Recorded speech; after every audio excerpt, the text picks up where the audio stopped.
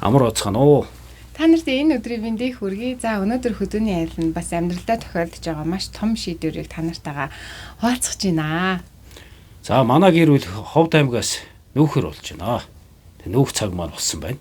Тэг яагаад нүүх болсон талаар бас та бүхэнд тайлбарлах зүйтэй баха. Битээр хувьд бол Ховд нутгийг зорж ирсэн шалтгаан маань бол үндсэн хоёр зорилготой ирсэн юм байна. Хамгийн нэгдүгээр зорилго нь бол Монгол өв соёлын өдгий болсон бүх зүйл хадгалагдж байгаа нь Ховд нутагт тийш өөрсдөө Монгол өв соёлтой суралцах. Тэгээ хоёр дахь зорилго маань энэ өв соёлоо Монгол орон даяараа цаашдаа дэлхийд сурталчилсан ийм контентууд хийсэн ийм үндсэн хоёр том зорилготой ирсэн. Тэгээ Ховд нутагт зорж ирээд манайх яг 4 жил 4 сар болсон байна. Энэ хоёр зорилго маань дүүрсэн байна. Одоо тухайлбал тэр Ховд нутагт ирээд та бүхэн мэдэх бах дандаа гэрэл гэгээтэй сайхан ийм контентууд 300 орчим контент рилсүүд хийчээ.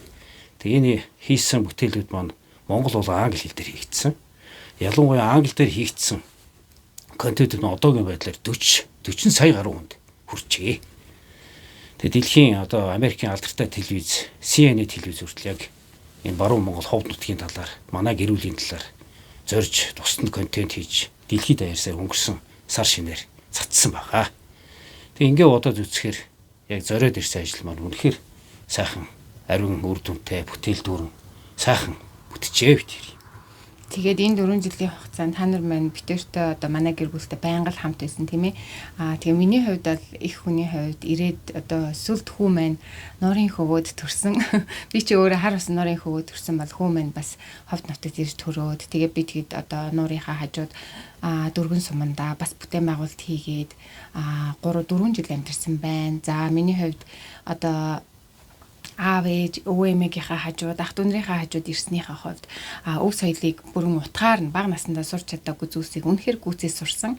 Угсаатныхаа бүх бие биелгээг мандаг өв тэгшнэраасаа бүр нэгэнгөө одоо сурж за тэгээ цагаан эдэний одоо тий ариун их мэдлэг өв соёлыг бүр яг л ихтэй сургууль сурснаас ч илүү хаанаас ч олдохгүй тэр өв соёлын мэдлэгийг бол үнэхээр энэ нутагт ирээд сурж авсандаа үнэн сэтгэлээсээ бүр талархаж байна. Хүн бүрт битээрт харамгүй бүх мэдлэгээ ингэж хуваалцаж заа сургасан хүн бүрт бас дахин талархал илэрхийлж байна.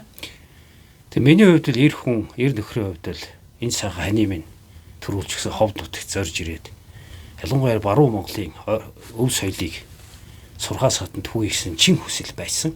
Тэг би бол цусан талаас өөрөө өвөл төгсөөний юм. Өвд эцсэн ш гэрээс би. Тийм учраас ирээд та өг санаж байгаа яг 4 жилийн өмнө энэ цалам хэмжээр буюу одоо халахаар бол бугуул хэмжээртэй. Манай энэ ойр угсааны монголчууд чинь уур хэргэлдэг бугуул хэргэлдэг. Энэ маань алтаа уусаа биелэгдсэн. Цаад утга санаа бол алтаа уусын уугуул эзэдний монголчууд энэ ойр монголчууд юм а гэсэн ийм санаа агуулдаг. Тэгээ энэ дээлийг би одоо ингэ 4 жил одоо миний дээл болтол өмссөн. Би ч ахлах хүн. Гэхдээ яг над шиг энэ ойр Монгол, баруун Монгол олон дээлтэй хүн баруун байхгүй бол бүгдийг орлуулсан. Мэдээж хэрэг битээр өнгөрсөн 4 жилийн хугацаанд гарсан санхүү болон амьдралын цаг хугацаа бол үнэлэл нэлээд байгаа баг. Гэхдээ яг хөө ингэж зориод бас нэг том үйлсийн төлөө гэр бүлэрээ ирээд энэ 4 жилийн хугацаанд үнэхээр их юм сурч. Ястаа дэлхийн ямар ч мундаг ихтэй сургуулиуд сурцгаас илүү сурсан. Дөрвөн сумдаа уулзж байгаа жирийн малчин хүний ахмад хүний амнаас унж байгаа тэр алт шиг үгнүүд бол надад бол хичээл байлаа. Энэ 4 жилийн хугацаанд бол яриад энэ дэлгэцийн ардах гэдэг ярих юм бол бэрхшээлүүлээ зөнтөг. Тэгээ мэдээж хэрэг том үйлс зорж байгаа юм бол өөрийгөө болохгүй хот бол олон бэрхшээлүүдийг туулдаг. Угаасаа амжилт гэдэг бол бэрхшээлүүдийн нийлбэр байдаг гэж энэ болгоно.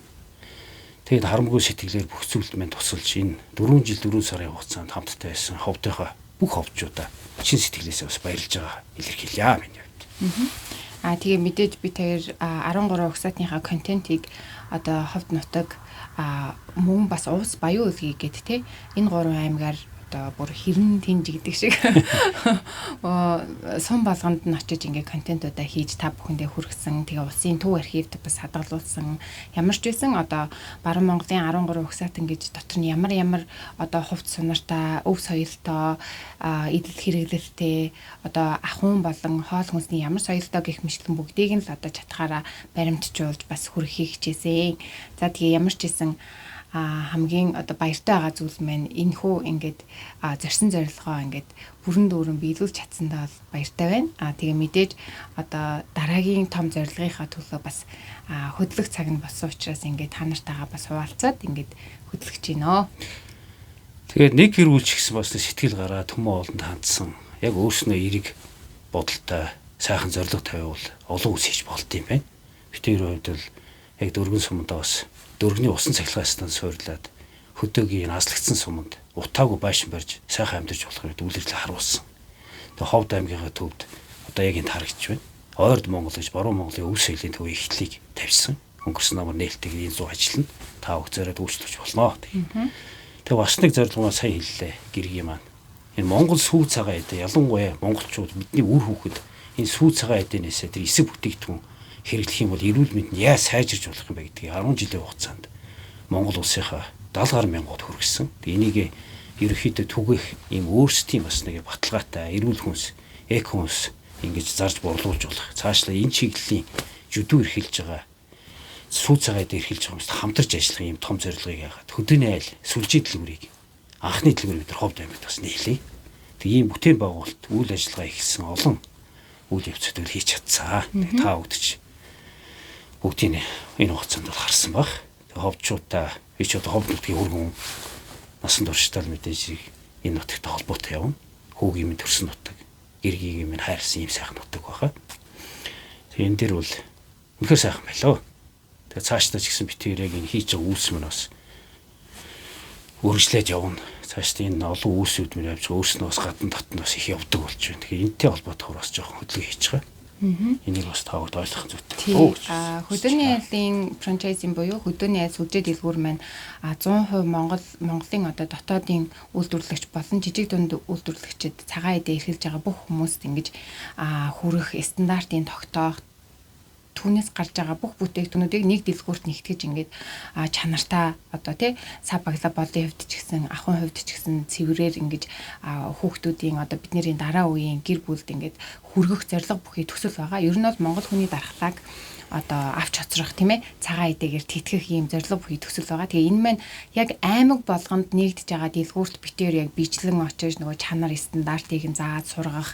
За тэгээ түүнийг нь одоо олон түмэнд түгээх дэлгүүр инээх гэх мэтлэн яг 21 аймаг руу бүгдэнд нь очиж ингээд одоо үзэж одоо түгээх сургах хэрэг гарч байгаа учраас Монгол улсынхаа яг төв цэгт байршаад тэгээд тэндээсээ ингэж энэ төсөл маань ер нь 3 жил Монголдо хэрэгжээд 5 жил болоход гадагшаа олон улсад Монголын цагаан эдээг дэлхийн одоо өстой Монголын цагаан алт болгож дэлхийд нийтэд ингэж бас түгээн дэлгэрүүлэх зорилго бүхий нэлээд том төсөл эхэлж байгаа. Тэгээд төслийн баг маань тэр чигтээ ингээд төвдөө байршаад байгаа учраас бид тэр яг одоо Монголынхоо төв цэг рүү ингэж нүүж очиж амьдрья гэсэн шийдвэр гаргаж байгаа. За хоёрдугаарт гэх юм бол бид хоёр баруун аймагт ирээд 13 угсаатныхаа контентийг бол хийцэн.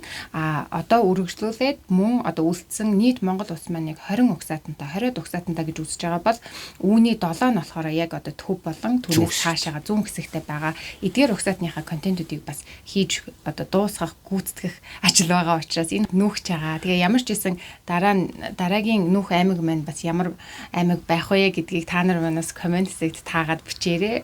Ер нь бол төв цэгтэй л очино гэсэн үг. Гэтэ бид тэр мэдээж Улаанбаатарт бол очихгүй. Мэдээж бусад аймагуудтайгаа ойрхон тэр хэсэг рүү очиж ингээд үргэлжлүүлэн та нартай бас сурсан. Миний хувьд одоо хадмын нот гэх ингээд 4 жил бол одоо нутгаруугаа параад чинь.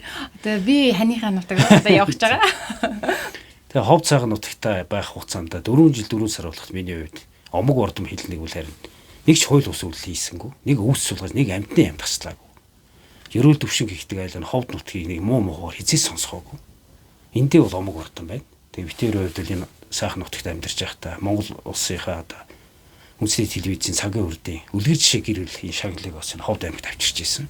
Ингээд бол олон жишээнүүд, сайхан жишээнүүдтэй ийм 4 жилийн амьдрал маань байлаа. За тийм мэдээж аймагта энэ нутагтаа сурсан бүхий зүйлийг битээр хаанч очсон байж үргэлжлүүлэн бусдад түгээх болно тий. Тэгээ Монгол улсынхаа өнцөг булан бүрт очих юм сайхан зорилго байна. За баярлалаа таа. За тэгээ та нартайгаа дараагийн мэдлэгээр уулзъя. Түр баяртай. Түр баяртай.